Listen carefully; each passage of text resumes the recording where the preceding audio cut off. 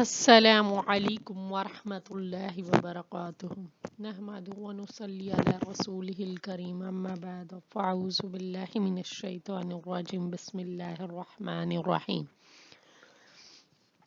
جی dear students, B S C کے syllabus میں سورۃ بقرہ سے جو چند آیات لی گئی ہیں اس میں آخری اور سب سے یہ طویل والی 286 آیت ہے۔ یہ بہت ہی بہترین آیت ہے جس میں کہ اللہ رب العزت سے ہم بہت زیادہ دعا کر رہے ہیں، اور اس کے احادیث میں ان آیات کی فضیلت کے بارے میں جو آتا ہے کہ جو شخص ان آیات کو رات کے وقت تلاوت کرے تو یہ آیات اس کے لیے ساری رات کی عبادت کے قائم مقام ہے، یا فرمایا کہ تہجد کے قائم مقام ہے، بشرطے انسان فرائض کا بھی پابند اور خلوص نیت کے ساتھ تلاوت کرے۔ یہ بڑی فضیلت والی آیات ہیں، انہیں ورد کے طور پر بھی اختیار کر لینا چاہیے۔ اور آپ صلی اللہ علیہ وآلہ وسلم نے فرمایا تھا کہ عرش معلیٰ کے نیچے اللہ کا ایک خزانہ ہے، اور سورہ بقرہ کی یہ آخری 2 آیات اللہ نے اس خزانے میں نازل فرمائی ہیں۔ تو یہ آیات کا بہت زیادہ فضیلت ہونے کی وجہ سے ہمیں اپنی ایک پریکٹیکل کے طور پر کہ اپنی لائف میں ایڈ کرنے کی کوشش کریں۔ تو اس ویک میں آپ یہ کوشش کریں کہ اس کو اوپر سے دیکھ کر چاہے لیکن رات کو سوتے ہوئے پڑھنے کی عادت ڈال لیں۔ بہت سی چھوٹی چھوٹی چیزیں جو ہے آپ کی لائف میں آپ کے پیپر کو سالو کرنے کے لحاظ سے کافی اچھی رہتی ہیں، کہ آپ کے شارٹ کوسچن، آپ کے ایم سی کیوز آپ کو کافی مارکس دلا دیتے ہیں۔ بالکل اسی طرح یہ جو چھوٹی چھوٹی چیزیں ہیں کہ جو پوری رات کے عبادت کے قائم مقام قرار دے دی گئی، تو ایسی چیزیں آپ کے آخرت کے پیپر میں پاس ہونے کے لیے آبجیکٹیو ٹائپ ہی سمجھیے کہ بہت ہی بہترین چیزیں۔ جی حکم دیا گیا، لا نہیں یکلف اللہ، تکلیف دیتا اللہ نفسن کسی جان کو الا وسعہا، مگر اس کی وسعت کے مطابق، لہا اس کے لیے ما کسبت جو اس نے کمایا، وعلیہا اسی پر ہے مکتسبت جو اس نے کمایا، یعنی جو برائی کرے گا اس کا وبال بھی خود اسی پر ہے۔ ربنا اے ہمارے رب، لا تؤاخذنا نہ تو پکڑ، ان نسینا اگر ہم بھول جائیں، او اخطانا یا خطا ہو ہم سے، ربنا اے ہمارے رب، ولا تحمل نہ ڈال، علینا ہم پر، اسرن بوجھ، کما حملتہ جیسا کہ تو نے بوجھ ڈالا، علی الذین ان لوگوں پر، من قبلنا جو ہم سے پہلے تھے۔ ربنا اے ہمارے رب، ولا تحملنا نہ ہم سے اٹھوا، ایسا بوجھ ہم پہ نہ ڈال، ما لا طاقت لنا بہ جس کو اٹھانے کی ہم میں طاقت ہی نہیں، واعف عنا درگزر کر ہم سے، واغفر لنا بخش دے ہمیں، وارحمنا رحم کر، انت مولانا تو ہمارا مولا ہے، فانصرنا علی القوم الکافرین کافرین کے مقابلے میں ہماری مدد فرما۔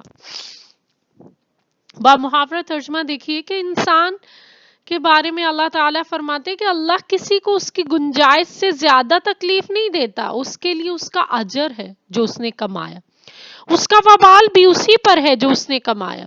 اے ہمارے رب، ہماری بھول چوک اور خطاؤں پر ہماری پکڑ نہ فرمائیے۔ اے ہمارے رب، ہم پر ایسا بوجھ نہ ڈالیں جیسا تو نے ہم سے پہلے لوگوں پر ڈالا۔ اے ہمارے رب، ہم سے ایسا بھار نہ اٹھوائیں جس کو اٹھانے کی ہم میں طاقت نہیں، ہم سے درگزر کرے، ہمیں بخش دے، ہم پر رحم فرمائے، تو ہمارا آقا ہے، پس کافروں کے مقابلے میں ہماری مدد فرما۔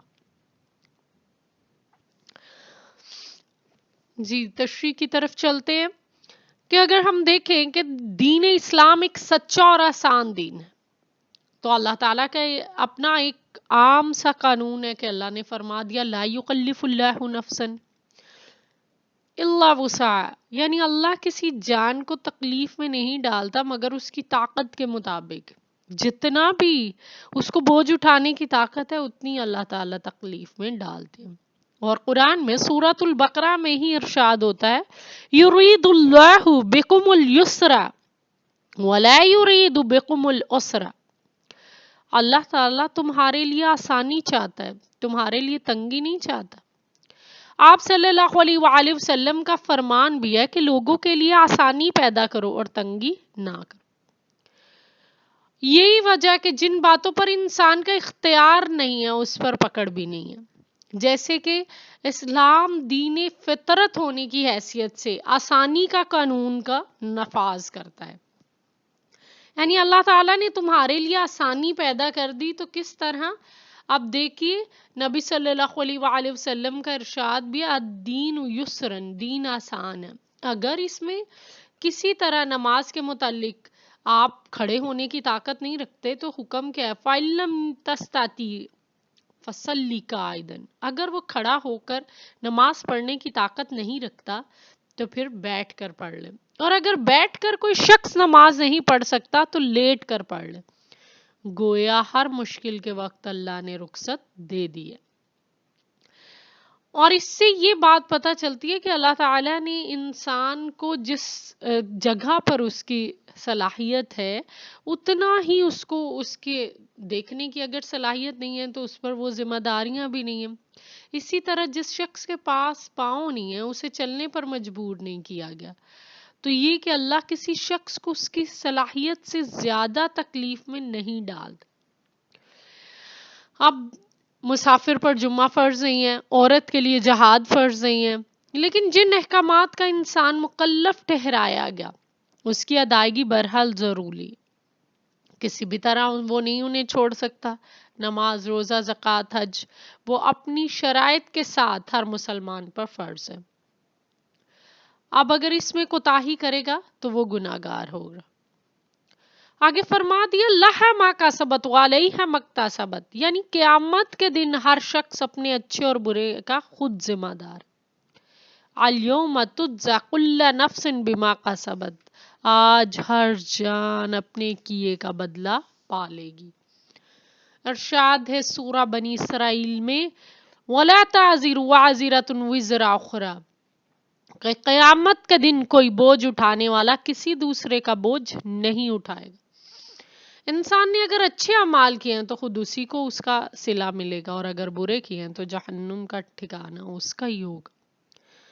اب آگے بڑی بہترین بات بیان کر دی گئی، ربنا لا تؤاخذنا ان نسینا واخطانا۔ اگر ہم نسیان یا بھول کو دیکھیں تو ایسی غلطی ہے جس میں نیت کا یا ارادے کا کوئی دخل نہ ہو، یعنی کوئی کام آپ کچھ کرنا چاہ رہے تھے، آپ کی نیت نہیں تھی اسے کرنے کی لیکن عمل آپ سے دوسرا ہو گیا۔ جیسے کہ روزے کی حالت میں آپ کلی کی نیت سے منہ میں پانی ڈال رہے ہیں لیکن وہ حلق سے نیچے اتر گیا، تو آپ کی نیت تو نہیں تھی گناہ کی لیکن وہ ہو گیا۔ اسی طرح اگر کسی شخص نے کسی جانور کو نشانہ باندھنے کے لیے گولی چلائی اور پھر وہ جانور وہاں سے ہٹ گیا اور وہاں کوئی انسان آ گیا تو اس نے ارادتاً اس کو مارا نہیں، دوسرے جانور کو یہ اگر لگ گئی کسی طرح یہ خطا ہوتی ہے، آخرت میں بھی اس کا گناہ نہیں لیکن دنیا میں اس کا کفارہ ادا کرنا پڑے گا۔ یہ چیزیں کہ انسان سے شرعی معاملات میں جو بھول اور چوک ہے، خطا ہے، وہ اللہ نے معاف فرمائے۔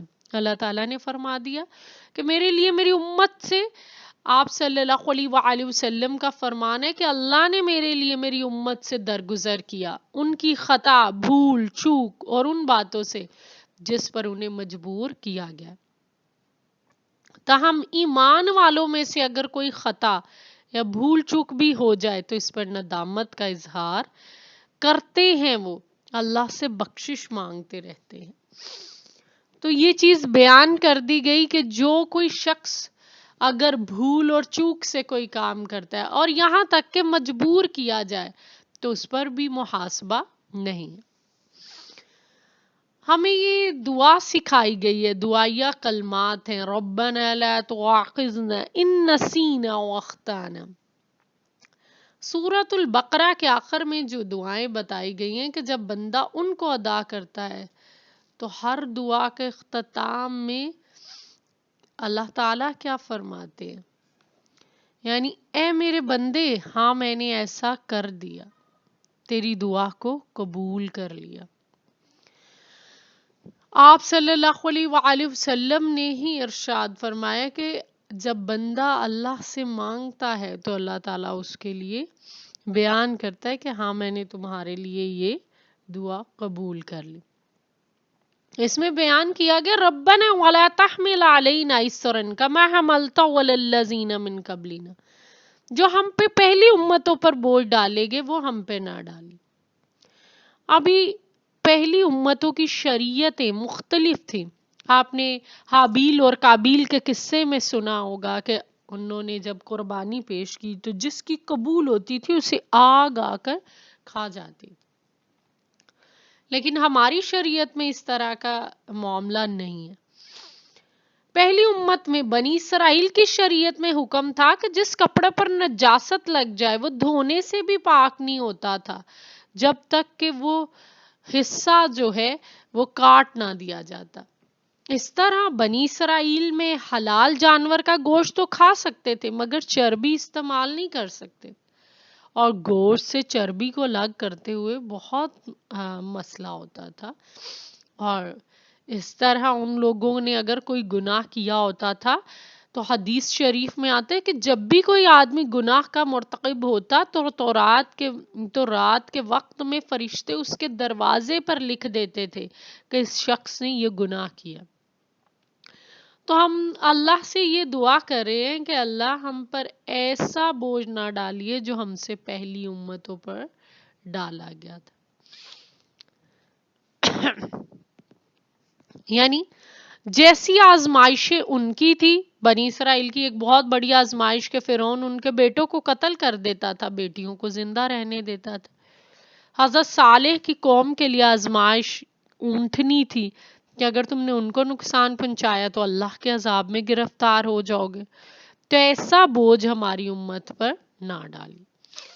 پھر کہہ دیا گیا ربنا ولا تحملنا ما لا طاقت لنا، یعنی جس چیز کو اٹھانے کی ہم طاقت نہیں رکھتے، اس سے مراد اصل میں شرعی احکام کا بوجھ ہے۔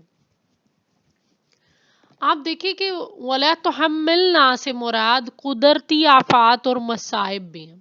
جب کسی قوم پر نازل ہوتے ہیں کہ اللہ تعالیٰ ہمیں قدرتی مشکلات کا بوجھ بھی نہ اٹھانا پڑے جس کی ہم طاقت نہیں رکھتے۔ آپ دیکھیں کہ اگرچہ سائنس اور ٹیکنالوجی نے بہت زیادہ ترقی کر لی، بہت سی بیماریاں جو ماضی میں ان کا علاج نہیں تھا اب ممکن ہے، لیکن اللہ کی قدرت اس سے بھی اوپر۔ اب کووڈ-19 کے حوالے سے یہ وائرس کا ابھی تک علاج ممکن نہیں اور لوگ اس پر ریسرچ کر رہے ہیں۔ تو ہر بار جو انسان سوچتا ہے قدرتی مصائب و قدرتی مشکلات جو آتی ہیں ان کے سامنے وہ بے بس ہوتا ہے۔ یہاں اس لیے ہمیں سمجھایا گیا کہ اللہ سے ایسے بوجھ سے بھی دعا مانگیں کہ ہمیں بخش دے، ایسے بوجھ نہ ڈال جس کو اٹھانے کی ہم میں طاقت ہی نہیں۔ اور پھر اللہ سے بخشش مانگتے رہیے، واعفو عنا واغفر لنا، واعفو عنا، اے ہمارے رب ہم کو معاف کر دے، واغفر لنا، ہماری خطاؤں یا خطاؤں کو بخش دے، یعنی ہماری لغزشوں کو اپنی رحمت سے ڈھانپ لے۔ اگر ہم دیکھیں تو قاموس میں لفظ مولا کے 25 مطلب بیان کیے گئے۔ مولا کہتے کسے ہیں؟ ہمارے کام کو بنانے والا، ہماری سرپرستی کرنے والا۔ مولا معبود کے معنی میں بھی آتا ہے، اس کے معنی کیا ہے؟ ساتھی، رفیق۔ اور مفسرین کرام کہتے ہیں کہ یہاں سے پر مراد ہمارا آقا، ہمارا مولا، ہمارے کاموں کو بنانے والا، ہماری حاجات کو پوری کرنے والا، کافر قوم کے مقابلے میں ہماری مدد فرمانے والا اللہ ہی ہے۔ اور اس میں جو استغفار کا اصل میں اپنی گناہوں پر معافی مانگتے ہوئے استغفار کو بہترین دعا قرار دے دیا۔ آپ صلی اللہ علیہ وآلہ وسلم نے فرمایا بہترین ذکر لا الہ الا اللہ اور بہترین دعا استغفار ہے۔ اپنی امت کو استغفار کی تلقین کرتے ہوئے آپ نے فرمایا اے ایمان والو اللہ سے توبہ کرو، اس سے معافی چاہو، بے شک میں دن میں 100 مرتبہ توبہ کرتا ہوں۔ قرآن پاک میں سورۃ البقرہ میں ہی ارشاد ہوتا ہے ان اللہ یحب التوابین، بے شک اللہ تعالیٰ توبہ قبول کرنے والا کرنے والا ہے، پسند کرتا ہے توبہ کرنے والوں کو، محبت ہے اسے۔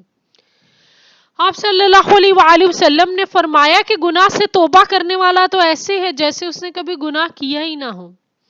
آپ نے فرمایا توبہ استغفار کی فضیلت بیان کرتے ہوئے آپ صلی اللہ علیہ وآلہ وسلم نے فرمایا کہ ایک چٹیل میدان میں ایک شخص کا اونٹ بما اسباب گم ہو جائے، وہ انتہائی پریشانی کے عالم میں بھوک سے نڈھال ہے، ایسی حالت میں اسے نیند آ جائے، جب سو کر اٹھے تو اس کو اپنا اونٹ اور وہ سب ساز و سامان ساتھ مل جائے تو جتنی خوشی اس شخص کو ہوتی ہے اس سے کہیں زیادہ خوشی اللہ کو اپنے بندے کی توبہ کرنے پر ہوتی ہے۔ اور توبہ استغفار کیوں ضروری ہے؟ کیونکہ یہ انسان کے قلب کی صفائی بھی کرتا ہے۔ آپ صلی اللہ علیہ وآلہ وسلم نے فرما دیا کہ جب انسان گناہ کرتا ہے تو اس کے دل پر ایک سیاہ نشان پڑ جاتا ہے، اگر وہ توبہ کر لے تو یہ نشان ختم ہو جاتا ہے، ورنہ آہستہ آہستہ اس کا پورا دل سیاہ ہو جاتا ہے۔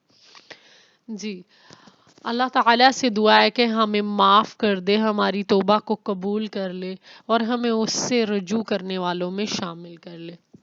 وآخر دعوانا الحمد للہ رب العالمین۔ السلام علیکم ورحمۃ اللہ وبرکاتہ۔